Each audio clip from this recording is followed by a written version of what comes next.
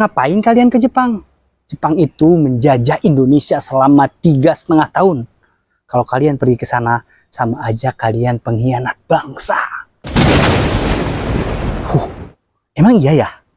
Jangan salah paham dulu. Simak videonya sampai habis.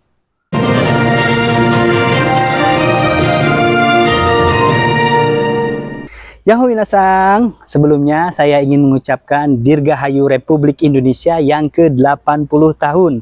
Semoga negara kita selalu menjadi negara yang aman dan sentosa. Amin ya Allah ya Rabbal Alamin. Belakangan ini ada yang tanya ke saya, Sensei, kenapa sih pengen ke Jepang? Katanya, Jepang itu kan negara penjajah. Warga Indonesia dulu dipaksa kerja keras alias romusha selama 3,5 tahun. Kalian kerja untuk mereka sama aja jadi romusha lagi di Jepang. Eits, tunggu dulu. Beda dulu, beda sekarang. Jepang pada tahun 1942 memang datang ke Indonesia untuk mengalahkan Belanda yang sudah lama menjadi penjajah di negara kita. Setelah mengalahkan Belanda, Jepang berkuasa di Indonesia dan memaksa rakyat kita bekerja keras membangun apa yang mereka inginkan. Banyak yang meninggal karena kelelahan dan kelaparan. Tentu ini bikin geram bangsa Indonesia, terutama para pejuang kita. Namun, Jepang akhirnya takluk karena para pejuang kita yang melawan hanya dengan bambu runcing. Dan tentunya berkat doa para pejuang dan ulama saat itu. Amerika membom Jepang di Hiroshima dan akhirnya Jepang kalah telak dan Indonesia pun merdeka.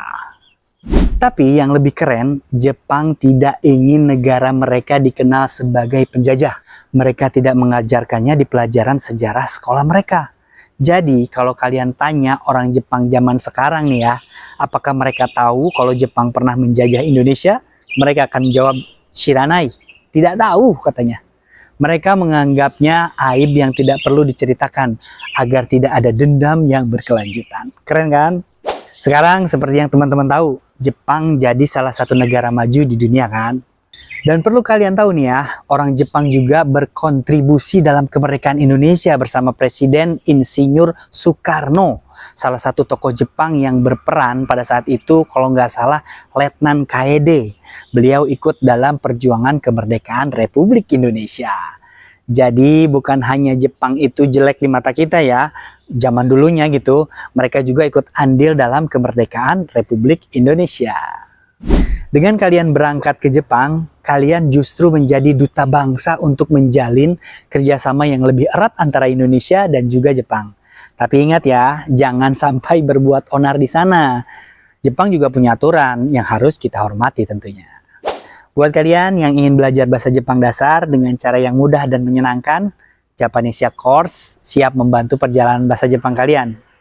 Yuk, buruan daftar dan ikut master kelasnya. Mumpung masih ada kuota nih, yuk buruan ya, didaftarin. Cung, siapa yang pengen ke Jepang? Ayo, komen ya.